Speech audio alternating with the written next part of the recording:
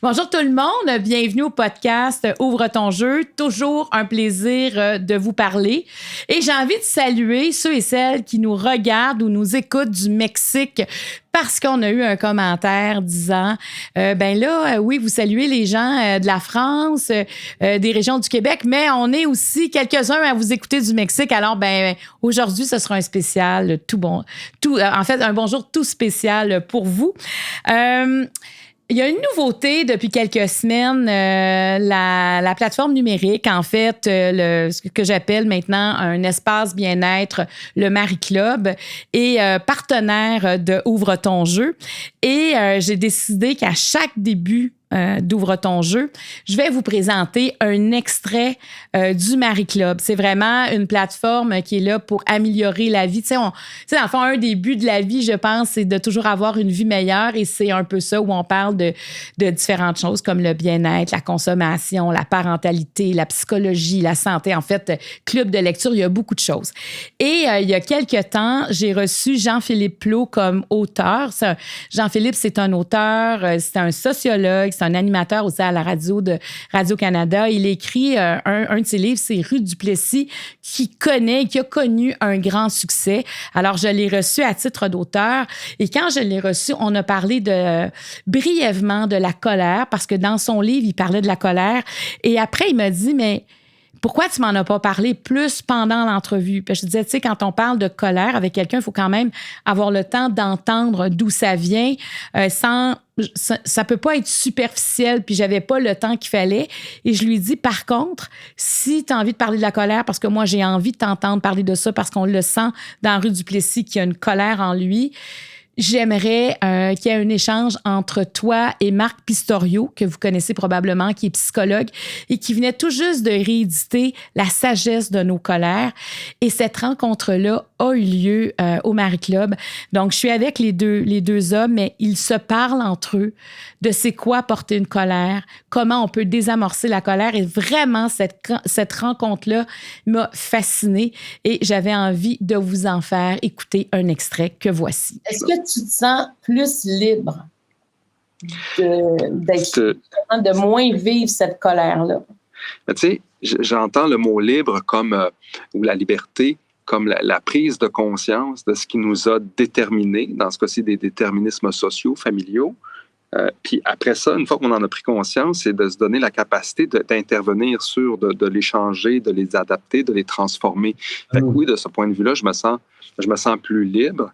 Puis je me sens mieux équipé aussi pour écouter les colères des autres, à commencer par celles de mes enfants. Puis je me sens mieux équipé pour les accompagner là-dedans. Sans oublier qu'une colère, ça peut avoir une fonction aussi. Ça peut avoir une fonction politique et tout ça. Fait que tu sais, j'essaie de me dépatouiller là-dedans en restant en équilibre. Mais oui, je me sens assurément plus libre. Mais je pense que ce qu'on doit retenir, c'est que la colère, elle est toujours légitime lorsqu'elle est ressentie. C'est son expression qui parfois ne l'est pas et qui doit le devenir, en fait. Voilà. Alors, si jamais ça vous intéresse de vous abonner au Marie Club, on vous offre 10 % de rabais. Vous vous rendez sur marieclaude.com et quand vous cliquez sur le Marie Club abonnement annuel, code promo, alors vous écrivez Club 10. Évidemment, Karine Jonca aussi est une partenaire super importante du podcast. Elle aussi, elle vous offre 15 % de rabais et le code promo est Ouvre ton jeu 15. Eros et compagnie, même chose, très généreux, il vous offre 15 % de rabais en ligne. Donc, vous vous rendez sur le site d'Eros et compagnie et le code promo Eros. Non, en fait, c'est pas ça. Le code promo, c'est Rose15, parce qu'on n'a pas le bon, ça marchera pas. Rose15. Optoréseau. Maintenant, on a même des verres dans notre décor d'Optoréseau. Alors, vous pouvez épargner 100 $ à l'achat de verres progressifs de haute précision en clinique seulement. Et ça se termine le 31 mars 2025.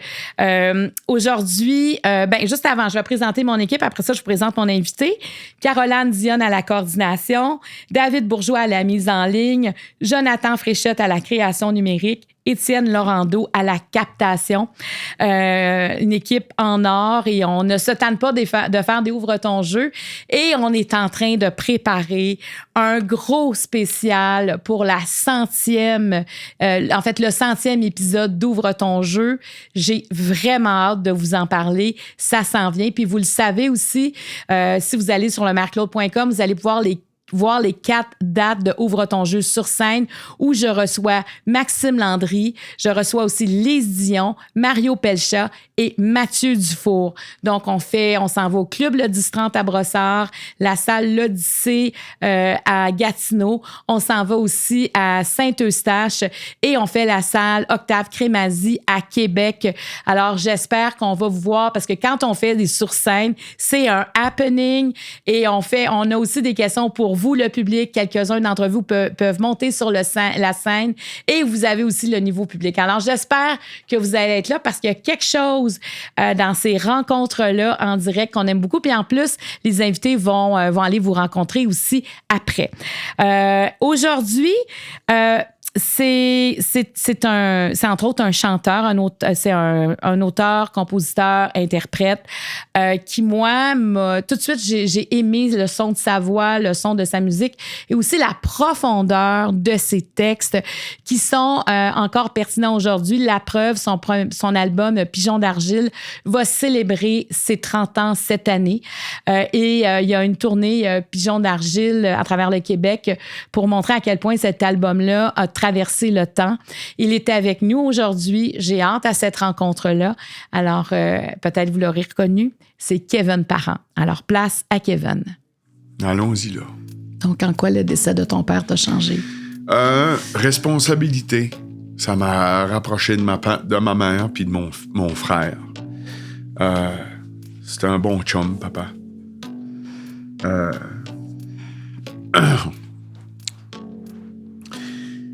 C'était un exemple, justement, de patience, des fois trop. Il accumulait beaucoup, papa. Au lieu de dire ce qu'il y a, au lieu de dire non à des affaires, il accumulait. Puis, tu sais, j'ai peut-être tendance à faire ça aussi. Mais le décès de mon père, écoute,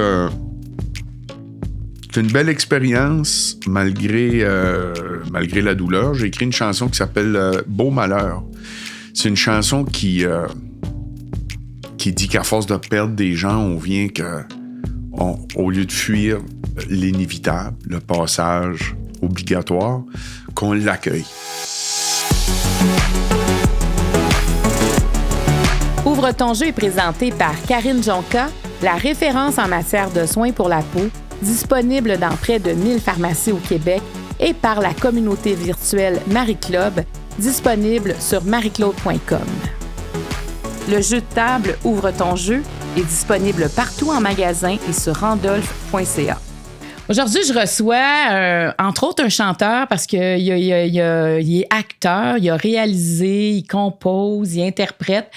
Mais moi, j'ai été fan rapidement de sa musique. Je pense, dès la première tune que j'ai entendue de ce garçon-là, je me suis dit, OK, ça, c'est de la musique qui me parle. Et en plus, comme il parle avec ce rythme gaspésien qui coule aussi dans mon sang, c'est devenu très familier pour moi. Alors, de l'avoir pour moi aujourd'hui, c'est un grand plaisir. J'ai l'impression qu'on a beaucoup à entendre de lui, beaucoup à apprendre. Kevin Parent, bienvenue. Allô, tout le monde. Moi, l'autre fois, on recevait aussi Robin Joël Cool qui vient du Nouveau-Brunswick et qui nous parlait de son accent, que lui, ça avait retardé sa carrière d'acteur.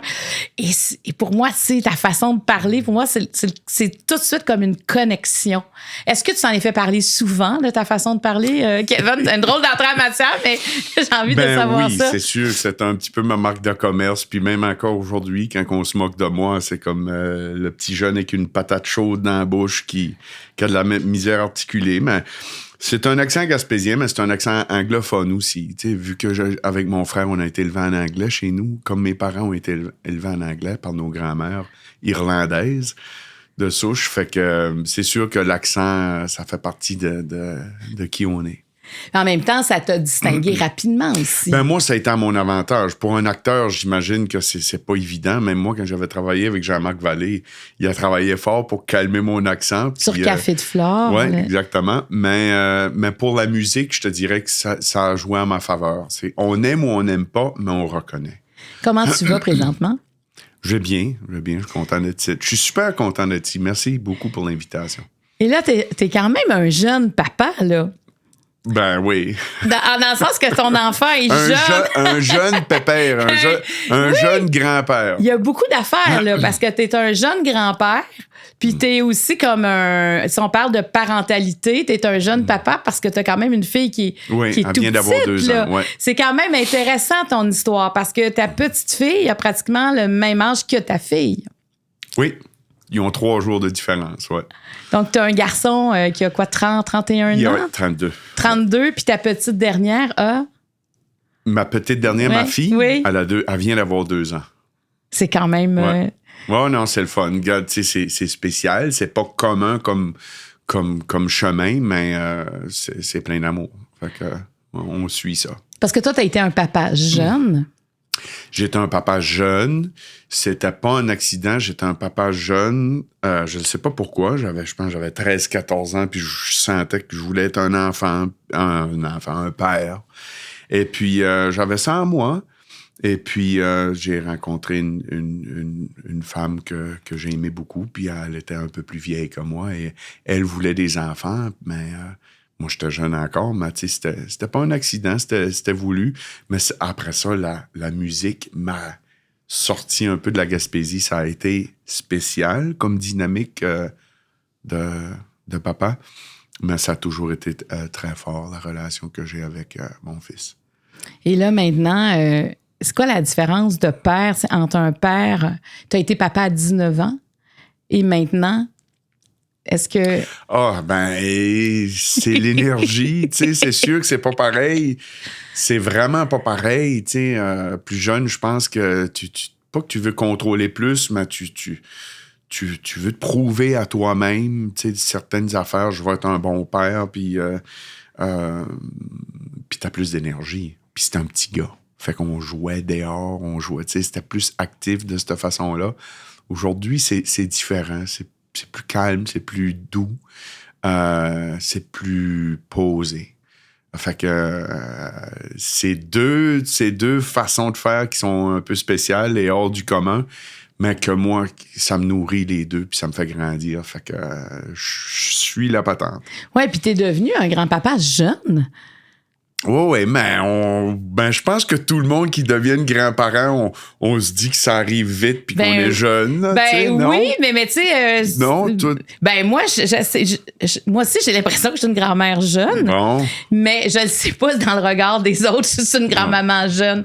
Mais moi, je me sens très choyée d'être déjà grand-mère, tu sais. Puis je me dis, je vais voir cet enfant-là. En tout cas, si je me fie à mon espérance de vie, je devrais le voir grandir quelques années quand même. Plusieurs années. On pourra en parler tantôt, mais moi, c'est le petit pincement que j'ai comme grand-papa, c'est de ne pas être aussi présent pour ma petite fille que j'aimerais parce que j'ai mes responsabilités, moi aussi, à la maison. Fait que quand je parle avec mon fils, on est tous les deux sur la même longueur d'onde parce qu'on vit tous les deux la même affaire. Fait que la relation père-fils est parfaite.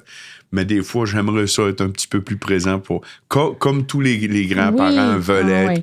Tu sais, de passer la fin de semaine avec leurs petits-enfants, puis c'est un paquet de joie et de vie. Mais moi, j'ai ça à tous les jours que je suis avec ma petite. Ça fait que on pourra en reparler tantôt. Alors, voici le jeu, Kevin. Les questions vertes, c'est des questions qui sont d'ordre général. Les questions jaunes sont d'ordre plus spécifique. Le jeu, il est pour toi. Il n'y a pas un invité qui a le même jeu. Les questions reviennent, mais elles ne reviennent pas nécessairement complètement. Ils sont préchoisis. Ils sont préchoisis, oui. C'est adapté pour toi, dans le fond, tu comprends? Ensuite de ça, les questions rouges, c'est des questions plus personnelles. On a le niveau Eros et compagnie, c'est des questions d'ordre sexuel ou sensuel. On a la question opto-réseau, qui est la question... OK, mon joker est là. Je me disais, la question opto-réseau, c'est la question qui fait que le jeu se finit tout le temps bien. Je trouve qu'on finit ça, on fait atterrir l'avion en douceur. Et le fameux joker qui me permet de poser toutes les questions parce que tu peux m'arrêter et je vais passer à une autre question. Ah, OK. Si t'es tanné de répondre, tu dis, OK, là, c'est assez. Et tu peux l'utiliser une fois. Bon. Alors là, on commence par les questions vertes. Kevin, tu vas les brasser et tu vas m'en donner 5, s'il te plaît. Puis je vais te les lire et tu vas en choisir une. OK. Après ça, je vais en choisir une. C'est sûr qu'en venant ici, on a plus le goût de te dire choisis-les donc. Tu sais, demande ce que tu veux demander. Puis non, moi, je veux là, même je fais pas. quoi, tu là? m'en donnes 5. Bon. Ah non, et ça, c'est démocratique. Tu peux en choisir une. Alors voilà. Pour être bien avec moi-même, je dois. En quel endroit te sens-tu en pleine possession de tes moyens? Sur quel trait de caractère as-tu dû travailler? Quelle est ta plus grande peur? Puis quelle personne a fait une différence dans ta vie? J'irai avec la première, c'était quoi? C'est pour être bien avec moi-même, je dois. Ouais, OK. On va y aller avec ça. On parle là? Là? Oui, tu me réponds. Alors, pour être bien avec moi-même, je dois être discipliné. Je dois faire des actions quotidiennement pour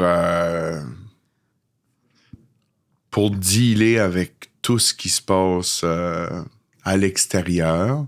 Je pense que c'est ça. Je trouve que elle me va bien, cette carte-là, parce que c'est de quoi que j'aime. Je pense que quand on est jeune, des fois, on explore, on fait des voyages, on a des aventures, on se cherche, on veut connaître nos limites. Et puis, des fois, on se perd, des fois, on s'écarte, des fois, on se déconnecte de notre essence, de notre filon.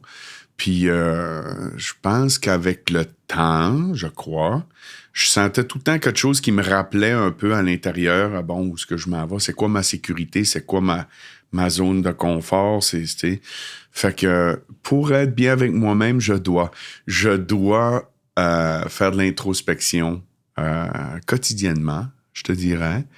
Et puis, ça me permet si tu mets une cuillerée de terre dans ce verre d'eau-là, puis tu le brasses, mais ça, c'est les activités de la journée. Et puis, si tu regardes à travers du verre d'eau, mais tu vois pas vraiment à travers très bien. Faut que tu restes ça déposé. Et puis, à tous les jours, j'essaye de trouver du temps. Des fois, c'est en cachette avec les enfants, puis les petits-enfants, puis nos affaires. Mais j'essaie toujours... Je suis chanceux parce que j'ai une conjointe, mon amour de vie, à comprendre que j'ai besoin de ça, de trouver le temps de faire décanter tous les stress extérieurs de la journée. Puis à quel moment tu as réalisé que tu avais besoin de te déposer à chaque jour? Je pense que j'ai toujours senti que j'avais ça, même étant très, très jeune. J'allais en forêt, j'allais en nature. Des fois, j'aimais ça. J'étais social, j'aimais les gens, mais je me retrouvais très bien avec moi-même dans la nature, sur le bord de la rivière, dans le bois, dans la nature, en solitude, où ce que j'avais des moments de quiétude profonde qui faisaient que je reconnectais avec quelque chose que je pouvais pas expliquer. Je pouvais le vivre. C'était des expériences, mais qui se traduisent pas avec des mots. Tu étais dans le ressenti. Dans le ressenti, puis dans l'intériorité, appelle ça comme tu veux. Oui, parce que c'est que ça va vite à l'extérieur. Ça fait que ça, c'est sûr, si t'amènes dans ton verre d'eau du cognac, puis de la crème de menthe, puis un joint à travers de ça, puis de la cigarette, puis manger tout croche, puis tu viens que c'est plus dur de voir clair. Ça prend plus de temps et de patience pour que les sédiments se déposent pour voir plus clair dans ta vie ou dans toi-même. Fait que le plus que ça va depuis quand même pas mal d'années, là, je retourne un peu vers l'essence que j'avais quand j'étais petit cul. Et puis, je suis content d'avoir fait tout ce que j'avais à faire puis toutes les expériences que j'ai eues. Mais je suis content de retrouver un peu l'espèce de discipline, de prendre le temps et de m'accorder le temps pour laisser les sédiments se déposer pour moi en travers du verre. Puis est-ce que tu viens de décrire, j'imagine, un peu ta vie quand tu parles d'alcool, c'est ton rythme de vie que tu avais, c'est ça? C'est-à-dire que ça est-ce que c'est... Pour moi, c'était l'alcool ou toutes sortes de consommations. Et qu'est-ce que ça t'apportait, ça, dans ta vie? L'alcool? Oui. Qu'est-ce que tu allais chercher à travers tout ça? J'ai eu du fun, on a eu du fun. J'ai eu bien du fun, je veux dire. Je pense que l'alcool, dans mon cas, c'était une façon... J'étais super gêné quand j'étais jeune. J'étais gêné. Tu sais, socialement, j'avais de la misère à m'exprimer. Rajoute à ça... j'étais anglophone, fait que juste de parler avec la communauté francophone, pour moi, c'était un challenge, c'était un défi de trouver les mots. Je trouvais que je parlais jamais assez vite pour accoter ce que les autres disaient. Si on parlait en anglais ou on écoutait une émission en anglais, là, j'étais dans ma zone de confort, je comprends, mais avec la francophonie, j'ai toujours eu une latence, une difficulté. Rajoute des commotions cérébrales à des games de hockey, puis des accidents, puis des affaires qui arrivent, il fait que j'avais plus de difficultés à communiquer. Ça fait que l'alcool m'amenait à une espèce d'engourdissement qui faisait que cette gêne-là était plus ou moins là, puis ce qui m'irritait ou ce qui me tapait sur les nerfs, ça engourdissait ça. Ça fait que là, j'aimais tout le monde, puis la vie était belle, puis... mais c'était temporaire. C'était comme c'est une pilule. L'alcool, c'est un engourdissement. Ça fait que... mais j'ai eu du fun. On a eu des parties, écoute, à jouer de la musique, puis à apprendre à se connaître, puis veut pas, c'est un lubrifiant social, là, on va le dire, là, l'alcool. Ça fait que... mais en même temps, c'est ça fait un temps. Et puis, à un moment donné, si on est dans une société de consommation où ce qu'on veut, même aujourd'hui, des places que ça vire, mais les gens dépensent, mais c'est le fun, ça fait virer l'affaire, mais il vient un temps où ce que moi, le corps suivait plus, l'homme était plus là, puis j'étais plus bien avec ça, puis j'ai réalisé, je fumais la cigarette avec ça. Ça fait que des fois, j'avais même pas le goût de boire, mais si je buvais, j'avais plus de volonté. Fait que là, je fumais une cigarette, puis et avec tout ce qui venait avec. Ça fait que c'était... à un moment donné, ça a viré de bord. C'était moins le fun. J'étais prêt à passer à d'autres choses, puis ça faisait longtemps. Écoute, j'ai écrit une chanson qui s'appelle « Fréquenter l'oubli » en 96. Je suis écœuré de boire. Fait que, tu sais... Mon foie veut plus me parler. Mon foie veut plus me parler. C'était en 96. Fait que déjà, j'avais cette conscience-là. Puis je me souviens même, à 16 ans, j'ai commencé jeune à boire en Gaspésie puis avoir du fun. Puis même à 16 ans, à un moment donné, je me souviens d'aller dans un meeting de AA parce que j'étais, tu sais, je trouvais que je buvais trop pour mon âge, tu sais, que j'avais le goût de... Déjà, à l'époque, de faire face à certaines... À certains défis intérieurs, puis certains malaises, puis certains inconforts et certaines gênes. Et puis, ça fait que c'est ça. Je te dirais pas que c'est un combat.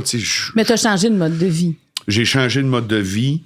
Et puis, je me suis juste rapproché à une essence qui était toujours là, qui a toujours été là. C'est juste que des fois, on fait des détours dans la vie, puis des fois, on perd notre chemin, mais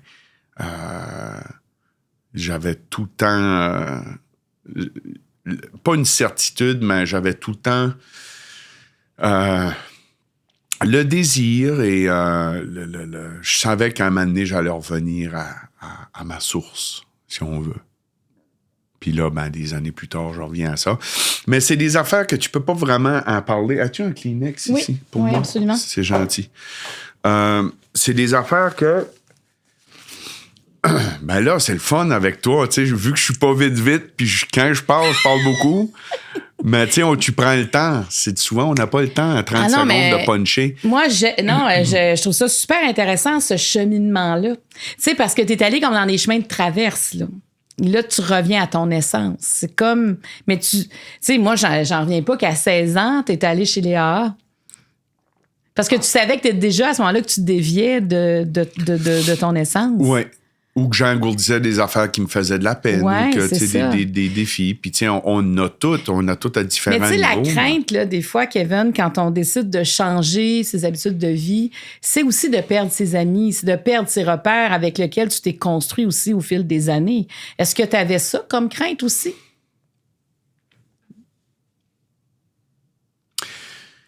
Oui et non, dans le sens que autant que j'ai été super social plus jeune, à me faire plein d'amis partout, autant que mes vrais amis, je n'avais pas tant que ça. Tu sais, ceux qui me connaissaient vraiment ou vraiment avec qui je pouvais me confier.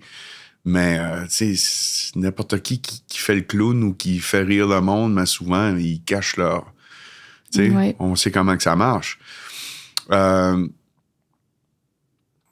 Non, c'est pas que j'avais peur de perdre les autres, les cheminements. Non, c'est vraiment parce que je voulais juste être mieux dans ma peau. Tu l'as fait pour toi. Ouais.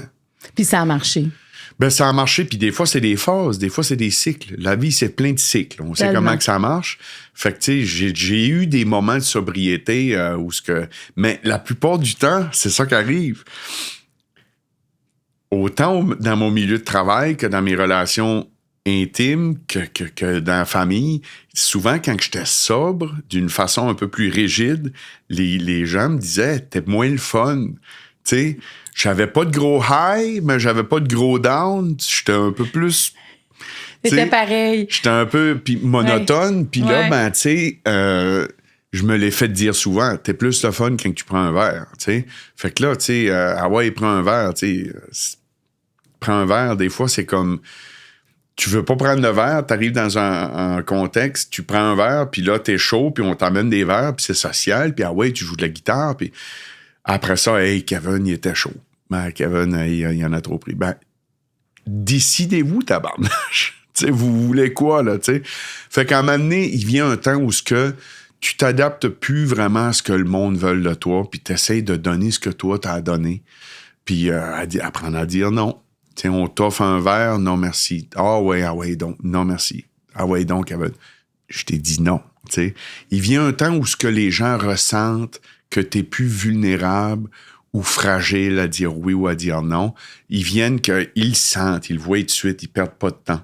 Puis tu passes, tu sais, ça... Moi, c'est ça mon cheminement. C'est du Mais cas par cas pour tout le monde. quand je t'entends parler de faire tomber la poussière, il y a une forme de méditation là-dedans aussi. Ah, tout à fait, T'es comme carrément. en pleine conscience. C'est comme la méditation de pleine conscience. C'est carrément de la méditation à tous les jours. C'est pour ça que je te dis, tu sais, on en parle, mais on n'en parle pas parce que ceux qui comprennent vont comprendre, mais ceux qui sont pas là-dedans, ils ont le jugement facile. Mais pour moi, la méditation, le yoga, la respiration, la prière, appelle ça comme tu veux, ça a toujours fait partie de ma vie. Et ça en a fait encore partie pour toi, c'est quotidiennement. spirituel. C'est ça. Mais- C'est une mise à jour. On fait des updates, mises à jour sur nos iPhones, mais moi, je le fais sur moi-même. Mais tu sais, aujourd'hui, en médecine traditionnelle, on va fortement proposer la méditation. Moi, j'ai l'impression que d'ici quelques années, dans les saines habitudes de vie, autant on a ajouté le sommeil. Il y a quelques années où on en parle plus du sommeil. Je crois que la méditation, elle est déjà là. Tu sais, ça baisse le stress. Hein? On le sait, on est dans une société qui est très stressée. Donc, j'imagine que toi, t'as déposé, ça veut dire que ce stress-là aussi se dépose. Et on sait que le stress crée de l'inflammation dans le corps. Tu sais, c'est beaucoup de choses que tu viens de dire. C'est vraiment prendre soin de soi, ce que tu fais. Et je trouve que c'est un bel exemple de... J'aime bien ton image de faire descendre la poussière à chaque jour. Oui, parce que après ça c'est comme laver son linge ou faire n'importe quoi. Tu te laves à tous les jours parce qu'à la fin de l'autre journée, c'est ça. C'est juste, au lieu, c'est de retourner l'attention à l'intérieur au lieu de toujours vouloir l'approbation ou peu importe à l'extérieur. C'est un chemin qui est différent, puis c'est chacun pour soi. Ben oui. De toute façon, on part, il vient toujours un moment dans la vie, tôt ou tard, où ce que la vie nous impose, cette réflexion-là. Que ce soit quand on est jeune, que ce soit quand on a des deuils, qu'on perd des gens, ou ça c'est plus tard, dans un âge plus avancé, qu'on a des problèmes de santé. Il vient un temps que tout ce qu'on peut rire et ridiculiser, ben, il vient un temps qu'on on peut plus être au-dessus de tout ça. Il fait face, chacun notre tour. Fait que, mais ça amène à des belles choses. Ça amène à des belles ouvertures puis à des connexions un peu plus... La question que je vais choisir, Kevin, c'est sur quel trait de caractère as-tu dû travailler?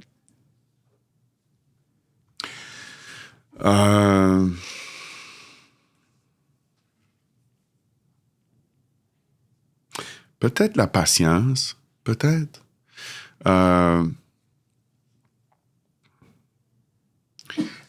Sinon, tu sais, parce que... Ouais, c'est ça. Tu sais, des fois, tu sais, on peut pas contrôler les autres, puis on peut pas contrôler l'extérieur de soi, puis il faut se le rappeler. Et, tu sais, ça revient tout le temps à l'ego. Tout en revient à l'ego, tu sais. Je te dirais que...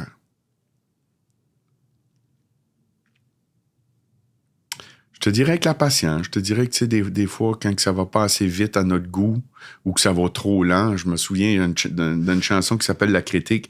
Quand le temps presse, je ralentis.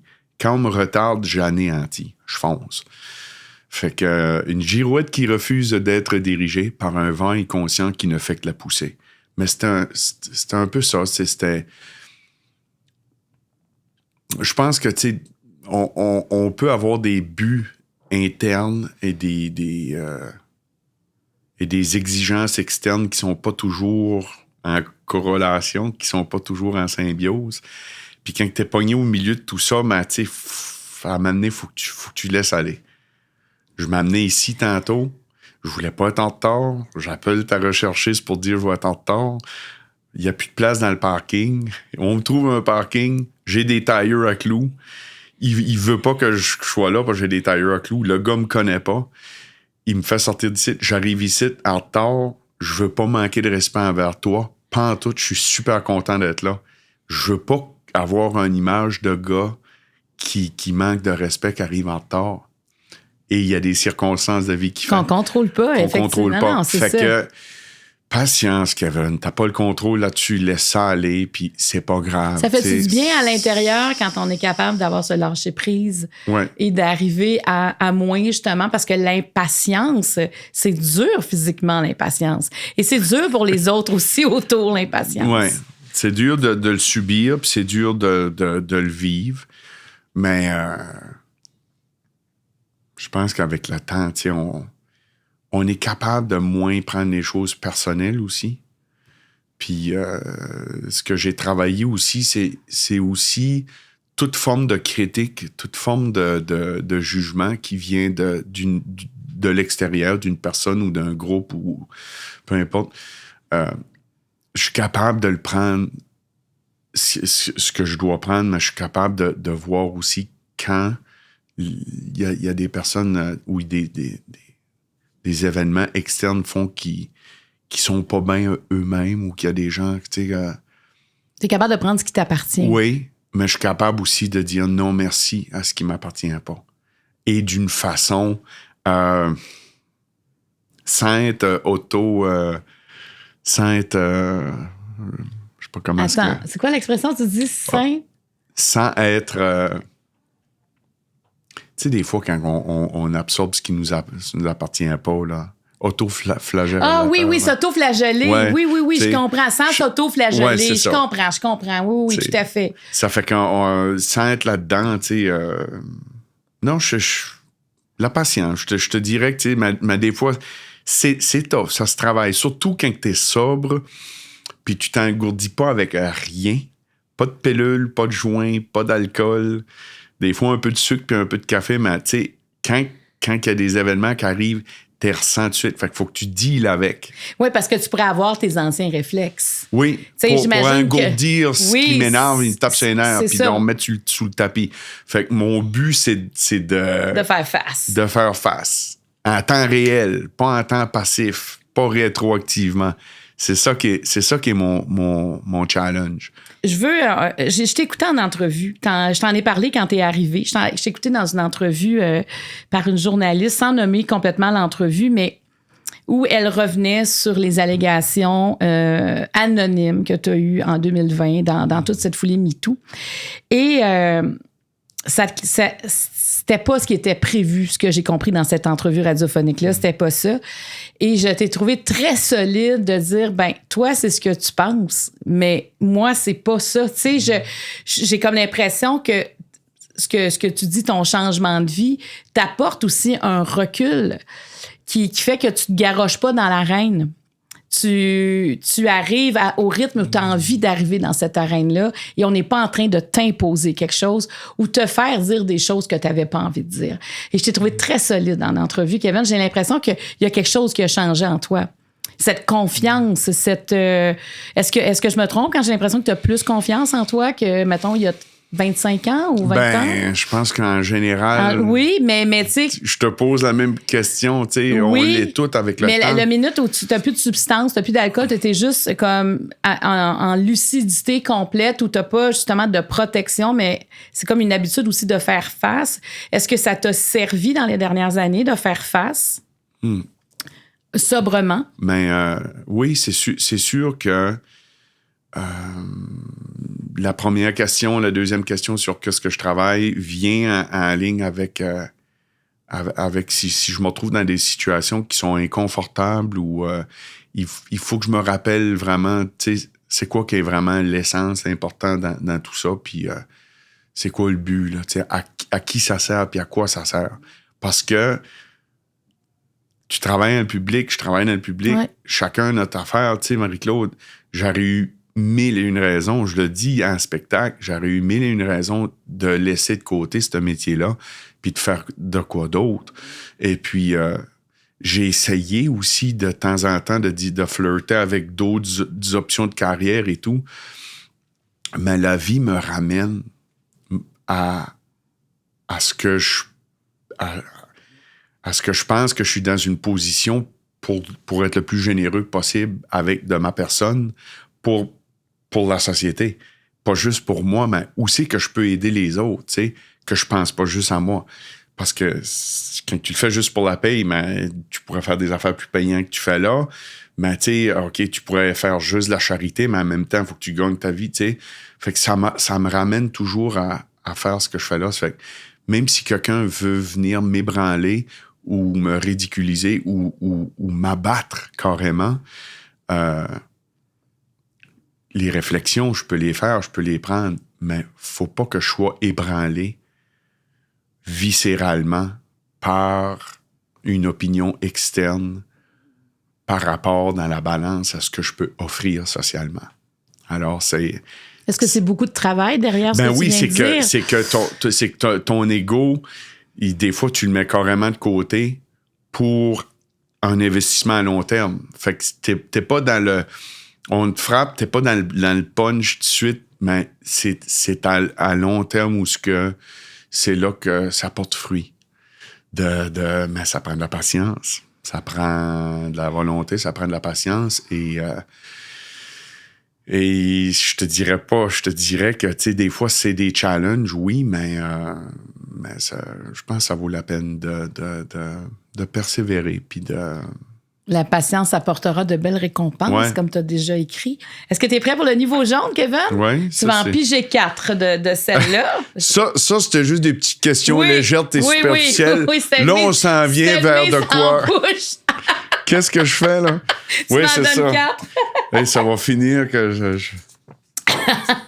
que je fais juste brasser puis je t'en donne 4. Oui, c'est ça, exactement. Merci. Je suis habitué de jouer à Uno avec ma blonde, fait que... OK. Vite fait, quand on a 5 minutes, bon, qu'est-ce qu'on fait? Oui, ça divertit. Voici, tu me parleras de ta blonde, on va voir. As-tu négligé certains aspects de ta vie? Tu as écrit Father on the Go pour ton fils. Qu'écrirais-tu pour ta fille? En quoi le décès de ton père t'a changé? Quel type d'amoureux es-tu?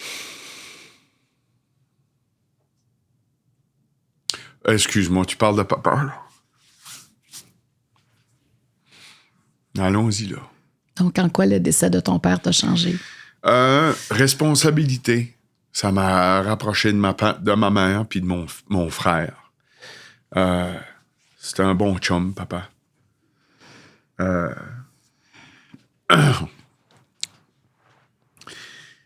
c'était un exemple, justement, de patience, des fois trop. Il accumulait beaucoup. Papa, au lieu de dire ce qu'il y a, au lieu de dire non à des affaires, il accumulait. Puis, tu sais, j'ai peut-être tendance à faire ça aussi. Mais le décès de mon père, écoute, c'est une belle expérience malgré la douleur. J'ai écrit une chanson qui s'appelle Beau Malheur. C'est une chanson qui dit qu'à force de perdre des gens, on vient au lieu de fuir l'inévitable, le passage obligatoire, qu'on l'accueille. Et puis, je pense que ça a été... le départ de mon père a été un point pivot là-dedans. Puis, qui dépasse... Le départ de mon père dépasse l'homme comme tel qu'il a été pour moi. Il englobe un point tournant dans ma vie générale, tu sais, en général. Fait que... c'est sûr que... avec le départ de chaque personne qu'on aime, il y a une partie de nous qui part avec eux. Puis il y a une partie de nos bagages inutiles aussi, ou qu'on veut plus qu'il part avec cette personne-là. Fait que papa, c'était un chum. Je passais du temps avec. On se disait tout. Il n'y avait pas de secret. Puis ça nous appartenait. C'était pas des affaires à personne d'autre. Puis le silence qu'il y avait, je trouvais ça le fun. Fait que quand il est parti, j'étais à Québec, c'était pas prévu, puis un accident cardiovasculaire qui était censé être un pont, mettre un tuteur de quoi Un pontage, là? Non? Pas juste un tuteur. Juste un tuteur, OK. On pensait que ça allait être une pratique, puis qu'après, qu'il allait sortir de là. Puis bon, finalement, il arrivait de quoi? Et il est décédé. Et puis, c'est ça. Fait que, après ça, ils ont venu me chercher. Ils ont dit, ben, tu sais, pour aller voir ton père. Fait que là, il y avait toute la mise en scène d'un hôpital avec du sang, avec tout ce qui vient avec. Puis, mais c'était pas ça qui était important. J'ai passé un bon petit bout avec papa, puis d'y prendre la main. Tu sais, là, d'y prendre la main, puis d'y flatter le front, puis de toucher à nos parents d'une façon que la dernière fois que je l'avais touché de même, c'était avec une main d'enfant. C'était pas avec une main d'homme, mais une main d'adulte. Ça fait que de retrouver cette tendresse et cette jouvence, malgré le décès et tout, là, il y avait quelque chose de très, très guérissant dans cette expérience-là qui est une expérience. Quand on le vit, on sait c'est quoi. Quand on le vit pas, on a peur. Mais pour moi, ça a été une expérience très guérissante, je te dirais. Et puis, j'avais beaucoup de gratitude pour papa, puis ça m'a réalisé dans le fond de mon cœur, asti, même si la vie est dure, même si c'est tough, malgré tout, je suis rempli d'amour, puis je suis rempli de on lâche pas, puis hostie, tu sais, papa, t'es là, t'es décédé, merci, je te verrai plus, mais tout ce que je peux te dire, c'est merci, énormément de gratitude. Fait que, tu sais, la chance d'avoir pilé sur mon orgueil à moi aussi, parce que veux pas, on peut blâmer, il vient des phases dans la vie, on blâme nos parents. Oui. On passe tout par là, puis c'est la faute de nos parents, c'est la faute d'un autre, c'est la faute d'un autre. C'est toujours la faute à quelqu'un d'autre qu'à nous-mêmes. Il vient un temps où ce qu'on grandit, où ce que on réalise qu'au pédale, on est responsable à nous pareils.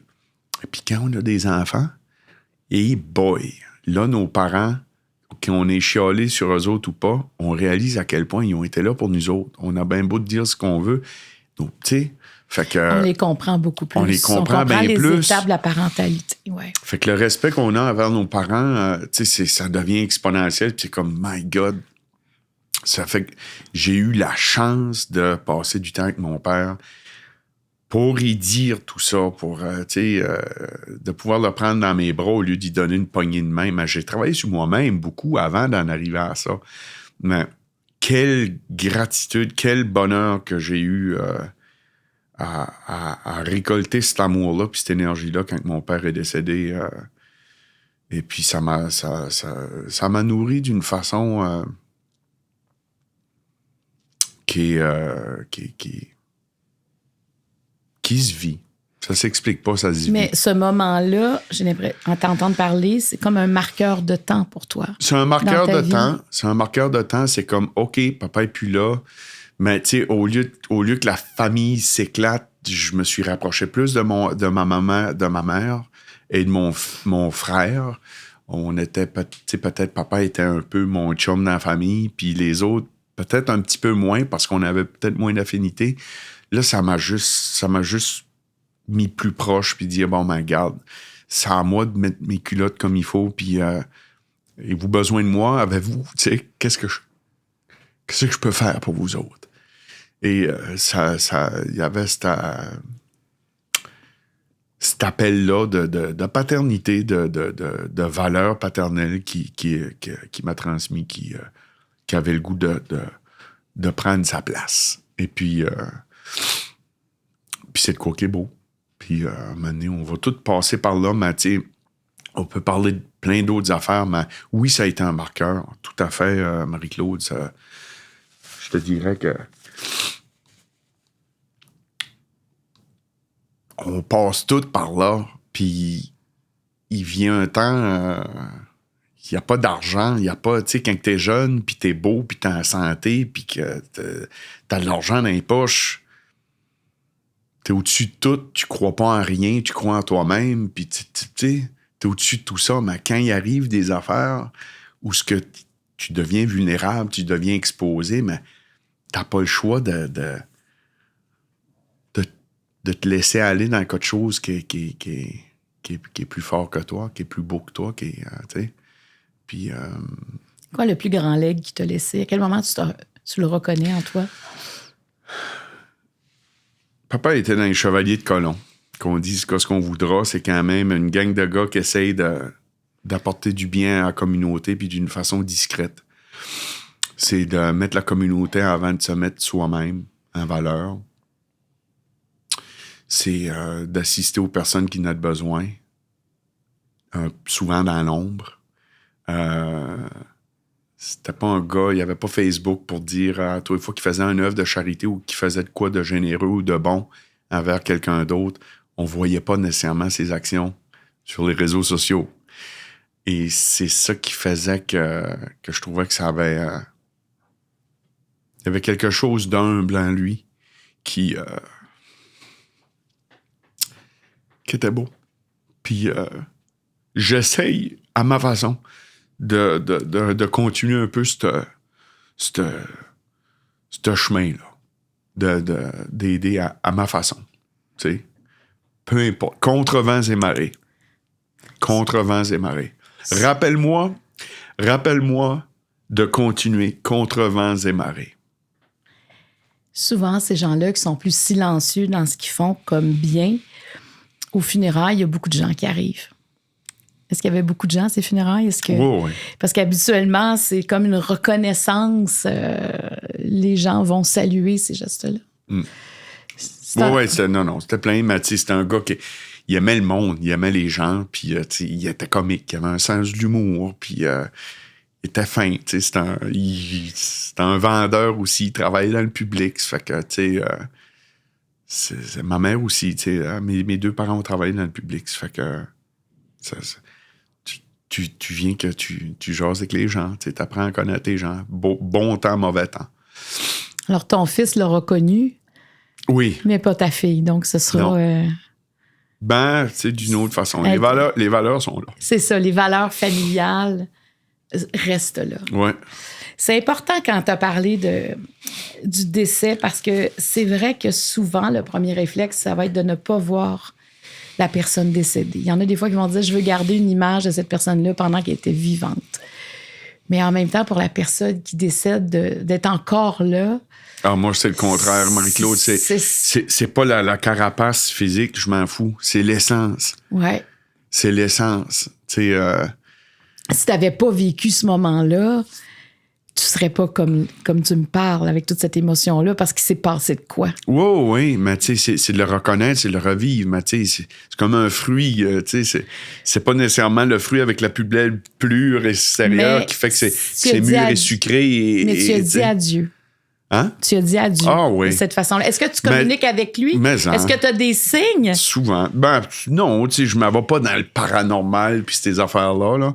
Mais, ouais, quotidiennement, tu sais, souvent, tu sais, puis il me fait rire. Fait que, tu sais, je pleure, mais c'est pas dramatique. C'est guérissant de la façon que ça sort. Mais ça, c'est beau, là. C'est de l'amour. Oui, c'est pas... Moi, je vois de l'amour. Oui, c'est ça. C'est de l'amour. C'est pas... Tu vois, Denis Bouchard a dit il y a pas longtemps au micro ici que il n'avait jamais autant parlé à son père depuis qu'il est décédé. Parce que là, il était en train de faire le ménage de ses souvenirs. Puis il y a un peu de son père partout. Puis il comprend l'ampleur du personnage qui était son père. Fait que, tu sais, il jase avec, mais je trouve ça beau. C'est vrai que quand on fouille dans les photos, dans les souvenirs, c'est aussi une connexion avec cette personne-là. Oui.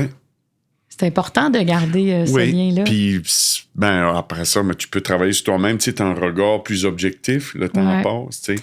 Qu'est-ce que ça fait quand... Parce que souvent, pour les hommes, la mort du père va leur rentrer davantage dedans parce que c'est comme t'es le prochain dans la lignée. Est-ce que tu t'as vu une responsabilité arriver avec ça? Oui, c'est sûr. Puis il rajoute un enfant, puis 2 enfants, puis être grand-parent, c'est sûr que tu sais, ça te fait questionner sur d'autres affaires. La santé, bon, j'ai pris du poids, je mange pas bien, OK, cholestérol, tu sais, c'est un paquet d'autres affaires que il y a une responsabilité qui vient avec ça. Mais écoute, on peut pas être parfait dans le sens que, tu sais, on fait tout ce qu'on peut avec ce qu'on a, puis je pense que... Mais est-ce que ça te fait davantage prendre conscience du côté mortel de la vie? Je l'avais déjà conscience de ça. T'étais déjà... Mais je te dirais que... Je te dirais, comme je te dis, tu sais, je sais pas pour quelle raison, mais j'ai souvent été entouré de gens qui ont parti, puis qui ont parti jeunes. J'ai perdu des amis très jeunes, des accidents, fait que des gens aussi qui des épreuves de cancer, des épreuves de suicide, des épreuves... j'ai eu pas la mort, mais j'aime mieux dire le passage que la mort, tu sais, parce que pour moi, c'est pas la mort. On est ici pour apprendre, on est ici... c'est un test, on est dans un stage, on est dans, tu sais... On fait un stage ici sur la vie, tu sais, puis c'est plein de tests, puis après ça, c'est comment on réagit aux tests. Oui, puis mais c'est ça qui est beau aussi de vieillir. On se rend compte à quel point on réagit souvent différemment. Les réactions vont être plus lentes. C'est beau de voir l'expérience de vie, puis cet instinct qui devient de plus en plus précis parce que le cerveau enregistre toutes les expériences, puis il nous protège souvent de danger. Ouais, tu sais. Ouais. Ouais, c'est vrai. Non, mais vieillir, ça a quand même des avantages. Mais, hein? On essaie de se convaincre. Ben oui, mais c'est parce que, tu sais, souvent, on nous envoie l'image dans la place publique, tu sais, que c'est beau la jeunesse. Effectivement, c'est beau la jeunesse. Oui, on va rien enlever à cette beauté-là. Mais comme, dans le fond, puis en plus, notre but, c'est de vieillir le plus longtemps possible en santé. Donc, vieillir fait partie de la vie, mais je trouve qu'il y a quelque chose d'un lâcher-prise, de plus accorder autant d'importance à des détails, de savourer le moment présent. Tu sais, puis j'ai l'impression, je sais pas si c'est d'accord, mais que de vieillir sans devenir vieux, c'est de garder cette curiosité-là, cette capacité d'émerveillement-là, cette générosité-là, d'essayer de ne pas s'isoler, mais d'aller vers l'autre. Tu sais, parce qu'on dirait qu'il y en a des jeunes qui viennent vieux, puis il y a des vieux qui seront toujours jeunes. Mais c'est l'attitude, je pense, qu'on a face à la vie et l'expérience qu'on a dans la vie. Tu sais, tu sais, Jeannette Bertrand avait dit un jour, si on est un jeune haïssable puis on fait rien, mais on va devenir un vieux haïssable. Parce que, tu sais, il y a des vieux qui sont haïssables. Mais, tu sais, être aigri toute sa vie, c'est un chemin qui est difficile, mais de dire, ben, j'ai envie de faire autre chose, c'est que on peut s'améliorer dans la vie. On peut travailler sur soi, tu sais. Oui. Parce que oui. Oui. Et c'est bénéfique. Ben oui, c'est bénéfique. Puis si tu peux le partager aux autres et servir à quelque chose, ben, tu sais, tant mieux, tu sais, parce que c'est ça que c'est. Moi, toutes les belles choses que j'ai apprises, je les ai souvent apprises de gens qui ont passé à travers des épreuves souvent très difficiles. Et d'avoir, qui peuvent me donner des outils ou des façons de voir les choses ou des philosophies, des angles pour comment ils s'en ont sorti, ben, ça m'aide. Fait que, tu sais, Non. Je pense que quand on vit des expériences puis qu'on s'en ressort ou qu'on veut grandir et en guérir et les comprendre, on est dans une position où ça serait cheap de ne pas partager ça avec ceux qui sont ouverts ou qui le demandent. Complètement. Ouais. Tantôt, tu as parlé de l'amour d'une vie, alors j'ai envie de te demander quel type d'amoureux es-tu? Tu parles pas en intimité, mais tu parles avec ma douce, avec ma blonde. Ouais. Ben, tu sais, faudrait que tu demandes à elle. Je sais pas. T'es-tu romantique? T'es-tu nostalgique? J'essaie d'être équilibré, je pense. Je crois pas que je suis dans les excès. Je me trouve assez équilibré. Si on revient à ma première question de toute, qui était de... Qu'est-ce que tu dois faire pour être bien avec toi? toi? Ben, c'est ça. Tous les jours, je dois revenir à une espèce de discipline. Ça fait que peu importe ce qui arrive dans notre journée ou dans nos vies, je pense que même comme amoureux, on essaye de revenir à la base 1, où ce qu'on est, tu correct, on est où, tu sais, on a tous des petits moments, tantôt je te dis, on joue au Uno, c'est notre façon tout niaiseux de se permettre un petit 15 minutes, là, quand on est ensemble, de reconnecter, puis tu sais, ça va vite la vie, là, tu sais, puis elle de son bord, puis moi du mien, mais je pense que la communication est là, l'ouverture est là, l'abandon est là, OK, on a un projet de vie, good, tu sais, parce que j'ai rencontré ma douce dans un moment où j'étais bien dans ma peau. Où ça fait 7-8 ans, là, où j'étais déjà sobre. J'étais déjà en profonde introspection sur un paquet d'affaires. J'avais fait déjà beaucoup de ménage dans ma vie. Des dettes à payer, il me semble, j'avais payé pas mal.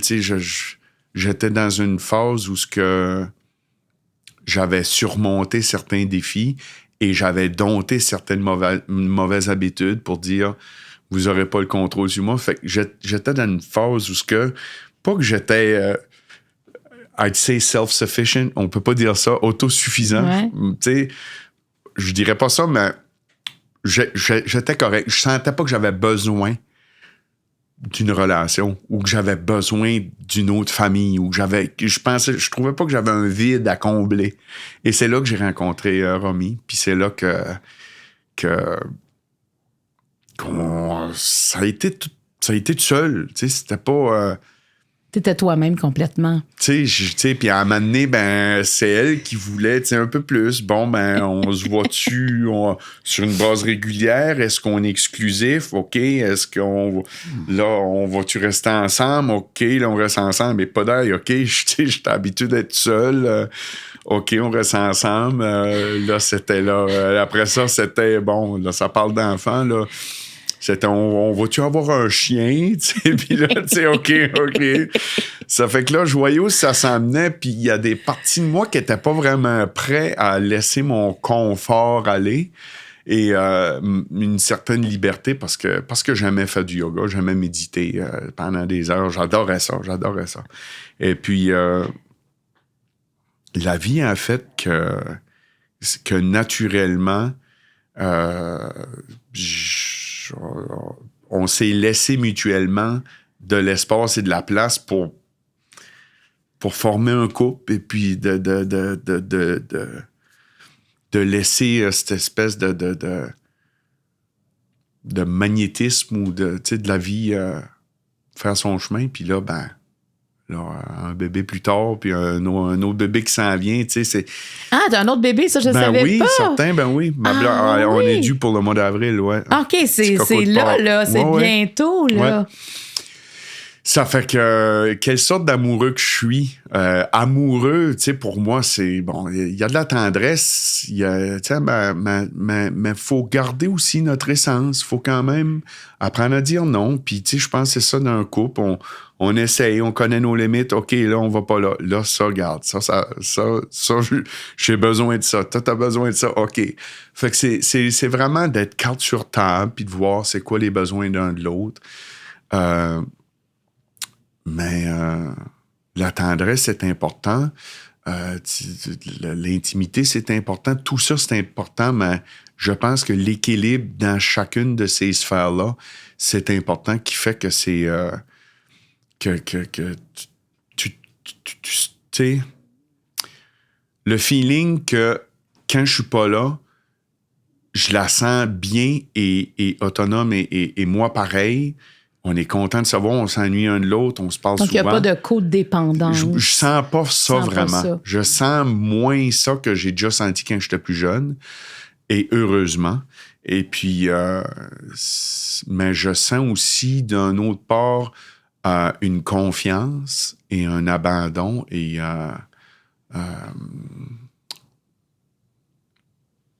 Puis on apprend un de l'autre, veut pas, tu sais, la dynamique, c'est, je peux pas parler pour les autres couples, je peux juste parler de ce que je vis, mais... Vous grandissez à travers ça. Ouais. Il y a la sphère, tu sais, il y a toi, il y a elle, et il y a quelque chose dans le milieu qui est vous deux. Il y a toujours des moments... pas jouissif, mais il y a des moments où on voit qu'on met chacun nos égos de côté puis qu'on s'écoute, puis là, c'est comme, OK, là, on enlève notre armure de qui ce qu'on est, puis OK, t'as besoin de ça, on connecte, là, on en remet nos armures, puis on continue, puis on fait notre affaire. Mais il y a de l'amitié, il y a de la complicité, il y a de l'amitié là-dedans, il y a du respect, puis... et c'est beau, puis... Puis là, est-ce que vous habitez en Gaspésie? On habite pas en Gaspésie, on habite plus dans le coin de l'Estrie. Okay. Et puis, c'est tout récent. Alors, on a un pied à terre à Montréal pour le travail et tout, mais elle a des racines qui viennent de l'Estrie. Fait que c'est un peu sa Gaspésie à elle. Fait que... ça, c'est une affaire qui est différent, qui est peut-être pas commun comme vie de couple, je te dirais, parce que j'ai ma Gaspésie où je vais voir ma mère, je vais voir mon fils, mes amis, ma petite fille, et mes racines gaspésiennes. Montréal, c'est un peu plus pour le travail, c'est plus pratique d'être ici. Puis là, ben, on développe de quoi qui est plus près de ses racines à elle, avec sa famille à elle et tout. Fait que je trouve que c'est le fun, tu sais... il y a tout le temps un côté, je ne veux pas partir de la Gaspésie, mais en même temps, je sais bien qu'on ne serait pas bien 24 heures sur 24 en Gaspésie avec moi qui est appelé à faire des spectacles plus en métropole ou en satellite. Donc, tu es beaucoup dans ta voiture quand même. Quand même beaucoup. Un peu plus que j'aimerais être. Puis je me dis, c'est ma vocation, c'est ça pour l'instant. Pour combien d'années encore, ça, je le sais pas. Mais c'est encore ça pour l'instant. Ça fait que, ouais. Est-ce que tu es un nomade sédentaire? Je suis un nomade sédentaire et je suis un sédentaire nomade. Dans le sens que, tu sais, ouais. Mais la chanson, elle me va encore bien. Ouais, hein? C'est fou, tes textes. Ils étaient puissants, ces textes-là. Tu sais, t'étais jeune quand t'as écrit ça. Ouais. Il y avait quand même une grande maturité dans tes textes. Parce qu'ils te représentent encore. Tu sais, tantôt, quand t'as fait la corrélation de ce que tu sais, avec ta vie, Pigeon d'argile encore actuel. Tu sais, c'était quand même puissant comme image, Pigeon d'argile. C'est encore d'actualité. Oui. C'est fou. Ça fait que, tu sais. Niveau rouge, mon cher. Niveau rouge. Tu me donnes 3 questions. Il y en a 4. Il y a de l'avoir 3 quarts. C'est pas d'en avoir 4. Il y en a 4. Tu m'en donnes 3. Mais on n'en choisit qu'une seule du niveau rouge. Alors, As-tu l'impression d'avoir déjà été sous-estimé? Quelle est ta définition du tribunal populaire? À quel moment de ta vie as-tu dû te tenir debout? Ben, on a quand même effleuré pas mal tous ces sujets-là déjà. On va regarder la 4e. Est-ce que tu t'es déjà rendu au bout de tes limites physiques ou psychologiques? C'est quoi les autres? Non, mais je vais essayer de donner de quoi qui peut servir à quelque chose. As-tu déjà eu l'impression d'avoir été sous-estimé? Quelle est ta définition? Souvent, ça? T'as eu ça souvent? Ben oui, mais c'est... Ah non, mais ça, c'est... C'est correct. Ben là, tu dis c'est correct, mais est-ce que tu t'es toujours dit c'est correct? Quand tu t'es senti sous-estimé, c'est quand même frustrant, non? Jusqu'à temps qu'on lâche prise, jusqu'à temps qu'on connecte avec de quoi qui est un joker qui vient dire non à ça, tu sais, je veux dire, c'est comme je dis, tu sais, souvent, beaucoup de choses passent par la communication.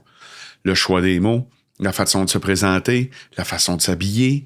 J'étais allé à la disque, à un moment donné, j'avais 4-5 Félix dans les mains, mais vu que j'étais pas bien habillé, ben j'étais un cabochon, tatati. Là, je passe par Café de Flore où j'ai des maquilleurs, maquilleuses, puis je suis tout un peu jet set, puis là, je suis un narcissique parce que je prends soin de moi. Écoute, à un moment donné, ça finit plus, là. Tu sais, fait que... On comprend ce qu'on que tu peux est à l'intérieur de nous, ce qu'on est à l'intérieur de oui. nous, puis c'est ce que le monde veut nous étiqueter ou de cristalliser une image ou tu sais, à un moment donné, on n'a pas le contrôle là-dessus, on l'a pas. Fait que sous-estimer, oui, ça arrivait souvent, mais à un moment donné, il vient un temps où à quel point je veux prouver le contraire, c'est ça. à quel point je veux... Tu sais, j'ai fait un peu être acteur, puis ça, là, on m'a clairement fait savoir dans le milieu que j'avais pas été à l'école d'acteur, que j'étais pas un vrai acteur, que j'avais pas les outils nécessaires pour être acteur. Ah, OK, vous ne voulez pas là, je resterai pas là. La même affaire pour... Est-ce que tu le referais, ça, ou aujourd'hui, tu dirais, ben moi, j'ai envie de faire ça? Ah, si un réalisateur m'appelle puis il trouve que je fais un rôle X ou qu'il veut me donner un défi puis qu'il veut me donner la chance, mais certainement. Parce que Café de Flore, il faut quand même dire, il y en a peut-être qui l'ont pas connu, ce film-là, mais tu sais, tu partageais la vedette quand même avec Vanessa Paradis, entre autres. Ben, je n'étais pas à l'écran avec elle, là, mais je comprends. Mais tu comprends qu'elle était quand même dans le même film que toi. Je veux dire, quand il y avait la promotion, on vous voyait. Est-ce que pour toi, tu avais l'impression, quand tu as participé à ce film-là, qu'il y avait quelque chose qui allait suivre, que c'était comme vraiment une nouvelle carrière que tu démarrais? Carrière, je dis pas. Expérience, oui. Pour moi, c'était une expérience satellite un peu à ce que je faisais déjà. Parce que, veux pas, on fait de la musique, il y a un regard, les gens nous regardent. Ouais. Fait qu'on livre, OK, bon. Il y a des caméras, il y a une quincaillerie qui vient avec. Tu sais, il y a beaucoup de points qui sont similaires à la musique. Et puis... à l'image publique. Ça fait que, tu sais, il y a des points, il y a des bases qui sont là. Comme carrière, je te dirais que vite fait, je me suis fait savoir que j'étais pas un vrai acteur. OK, c'est arrivé rapidement. Ben oui. Mais Jean-Marc Vallée t'a choisi, là. Oui. Et est-ce que tu sais pourquoi il t'avait choisi? Il avait aimé mon audition. J'avais fait une audition puis que je répondais au personnage qu'il voulait portray, décrire. Et puis, ça a été une super belle expérience. J'ai adoré le fait de la discipline qui venait avec, puis de s'abandonner à... Parce que quand on écrit des chansons, puis on est un peu notre propre réalisateur, on fait nos propres affaires, on est notre propre producteur. Quand tu travailles dans un film, ce que j'avais aimé, c'est... T'as un chef, il dit quoi faire, t'as une production, t'as pas besoin de t'occuper de tout ça, tu t'occupes de ton rôle. Je trouvais que c'était... ça m'a fait du bien de ne pas avoir la responsabilité de tout le reste de la quincaillerie que les gens voient pas, mais c'est des responsabilités quand même. Je trouvais que c'était le fun de s'abandonner à ça. Mais je trouvais aussi que c'est un milieu où la musique, le plus jeune, je trouvais que les gens étaient un peu plus... On travaille ensemble, on s'entraide, on se poignarde pas, tu sais, Ouais. Et puis, le milieu un peu de théâtre, acteur que je connaissais pas, je trouvais que c'était un petit peu plus compétitif, je te dirais. Et puis, ben, comme de fait, ça n'a pas été long que, Est-ce que tu as trouvé ça dur, ça, ce bout-là? C'était pas mon premier barbecue, comme je te disais. J'en reviens tout le temps à ça. Parce que c'est depuis public. Que je suis jeune. Oui, mais c'est public, mais à un moment donné, il ne faut pas se prendre trop au sérieux là-dedans. Mais c'est trop fort, là, moi. Ben, peut-être, mais c'est juste que, tu sais, c'est... Moi, j'ai aimé mon expérience. J'ai trouvé ça super le fun de travailler avec d'autres, tu sais. J'avais aimé ça. Ouais. Donc, si on t'appelait, puis le projet te tenterait, tu pourrais le faire. Tu t'aimerais revivre cette expérience. Oui, mais je retiens pas mon souffle. Je comprends.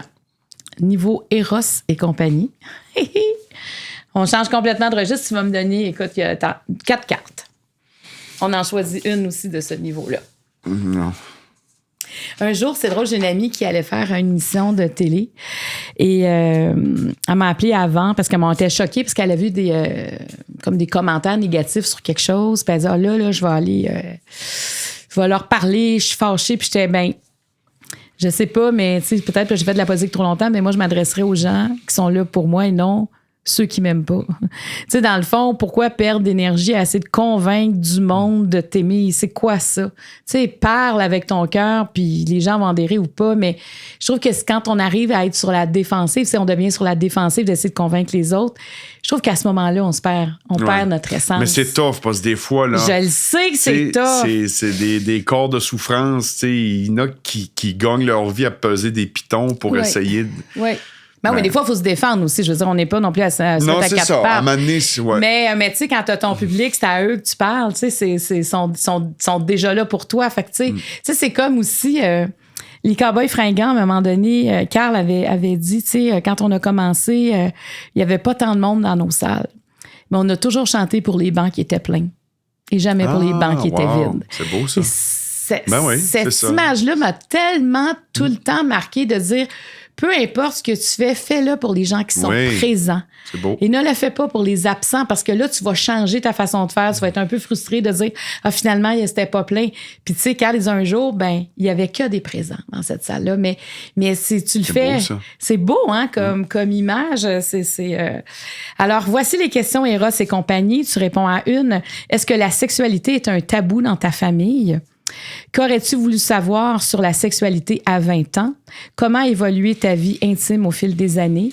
Es-tu confortable dans la sphère de l'intimité? Écoute, c'est toutes des belles questions. Regarde, tu peux les lire. Écoute, c'est tout. Y en a-tu une que toi, t'aimerais m'entendre répondre plus que d'autres? Attends une minute. Qu'est-ce que je choisirais? Comment a évolué ta vie intime au fil des années? J'ai senti à un moment donné que la sexualité pouvait être, comme l'alcool ou comme la cigarette, une dépendance.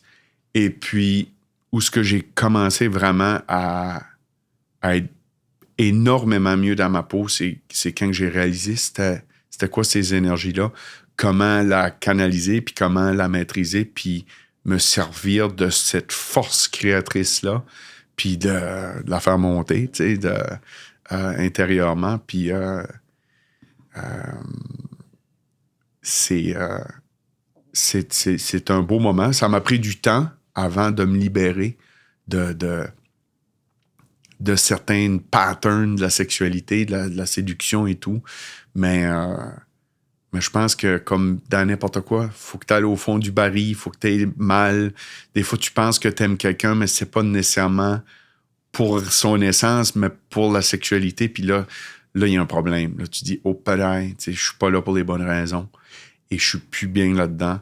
Puis je veux plus me faire contrôler par la sexualité. Ça fait, qu'est-ce que je peux faire pour transcender ce sentiment de vulnérabilité et de dépendance?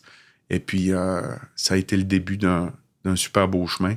Puis je pense que c'est pas de quoi qu'on parle souvent, puis c'est pas de quoi que je peux jaser avec mes chums alentour d'une table, parce que c'est pas long qu'on se fait regarder, tu sais, hey, ta gueule, là, ouais, tu sais, bon, on passe à d'autres choses. Mais vu que tu m'en parles, je trouve que il y a des tabous dans la sexualité qui devraient pas être là. Il y a d'autres choses qui devraient être un peu plus contrôlées, peut-être protéger et peut-être respecter. Mais je pense que la sexualité, un peu comme l'alcool, la société, c'est deux poids, deux mesures. À quelque part, on veut mettre ça dans la face, mais après ça, c'est à nous de nous responsabiliser pour connaître nous-mêmes nos limites, parce que ça finit plus. Tu n'auras jamais la satisfaction par l'alcool ou par le sexe.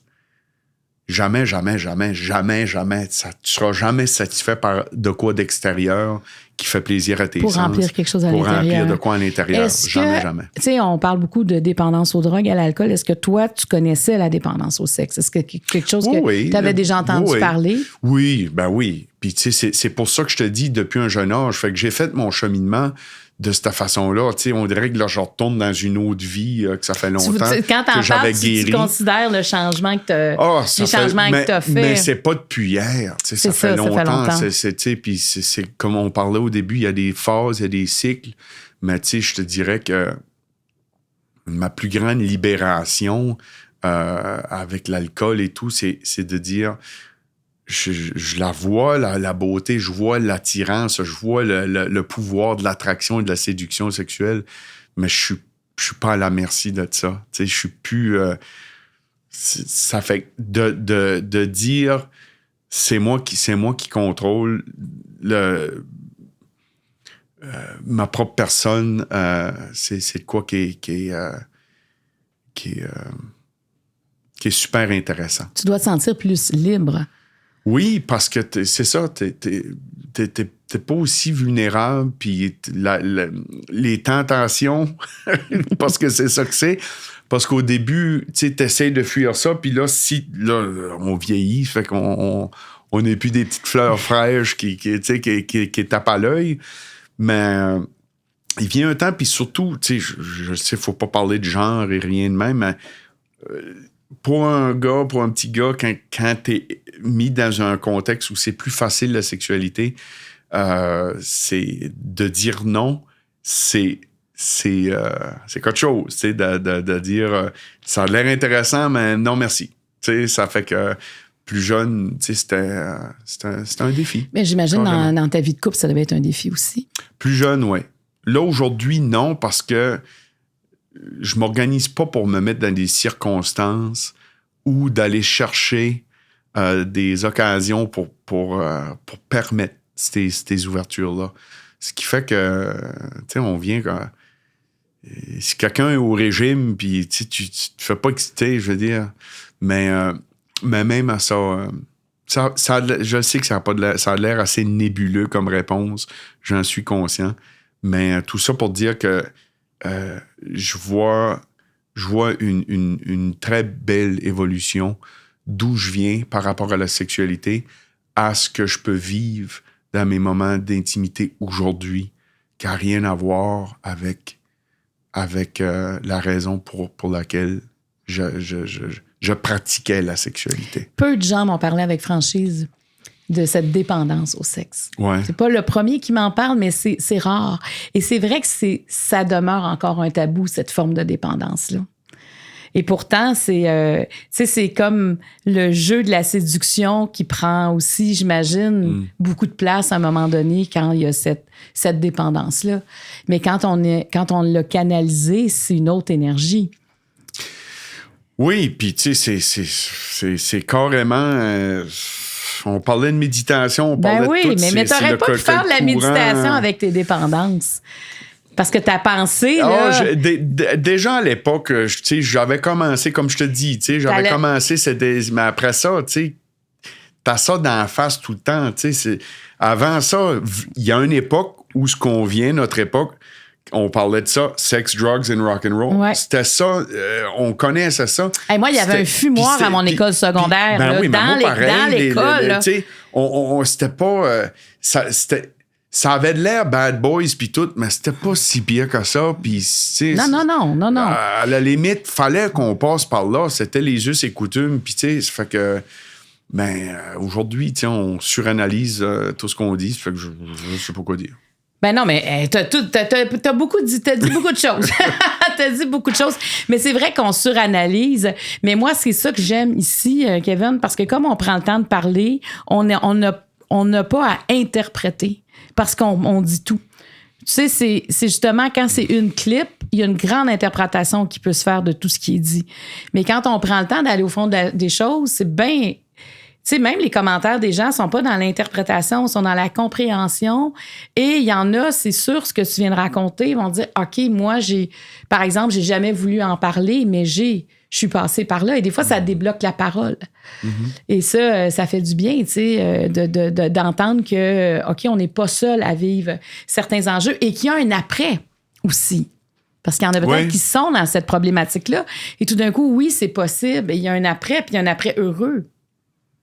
Et libérateur. Donc, bravo de le dire. Question Opto-Réseau. Que penserait le petit Kevin de toi? Du grand Kevin. Oh my God. C'est cute, ça. Je pense que... Qu'est-ce qu'il penserait? Je pense qu'il pense que je serais réconfortant, aimant, protecteur, et puis comique. Je pense qu'on pourrait rire ensemble. Puis, ouais, tu sais, je sais pas. Je pense que c'est ça. Ça te rend émotif. Ben, c'est beau parce que... Qu'est-ce que tu vois? Quand je te dis le petit Kevin... c'est une question piège un peu, mais elle est bonne, ta question. C'est parce que, tu sais, ça revient à prendre soin de l'enfant à nous, puis de corriger le tir, puis en peu de temps, de faire un rappel pour dire où ce que j'étais déphasé, puis ça, puis à un moment donné, tu sais, en peu de temps, tu vois où ce que tu t'es replacé dans la vie, puis toutes tes douleurs, tes souffrances, que malgré tout ça, ça a valu la peine de pas lâcher la patate, comme on dit, puis de garder le dos droit, puis dire, tu sais, fais confiance. Mais j'en reviens au filon que j'avais, tu sais, c'est de l'introspection, c'est du travail, c'est jamais dans le wow, ce petit cheminement-là, mais qui est tellement réconfortant et guérisseur quand tu le vois après coup, avec ta question. Donc, tu sais, j'aurais jamais cru un jour, quand j'étais jeune, être bien à ma peau comme je suis aujourd'hui. Jamais de la vie. J'étais tellement malheureux comme enfant que jamais que j'aurais pu sentir cet espace intérieur-là. Jamais, jamais, jamais. Fait que je trouve ça le fun. Puis je trouve encore j'ai tellement à apprendre.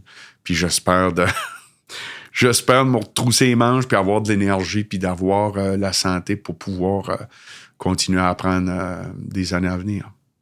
Puis les prochains mois, là, ce que je comprends, c'est que tu vas être à nouveau papa. Ouais. Et tu les 30 ans de Pigeon d'Argile. Ouais. Donc, moi, je sais que j'ai déjà mes billets. Je m'en vais te voir en spectacle dans quelques semaines. Mais je te remercie de t'être arrêté, d'avoir ouvert ton jeu avec autant de vérité, de sincérité, de sérénité aussi. Je te sens serein. Je suis vraiment contente de cette rencontre-là. T'es fine. Moi aussi, merci de m'avoir donné l'opportunité de pouvoir jaser. J'apprécie beaucoup. Bien, merci. Merci. Alors, merci à tout le monde et on se dit au prochain podcast. Bye bye.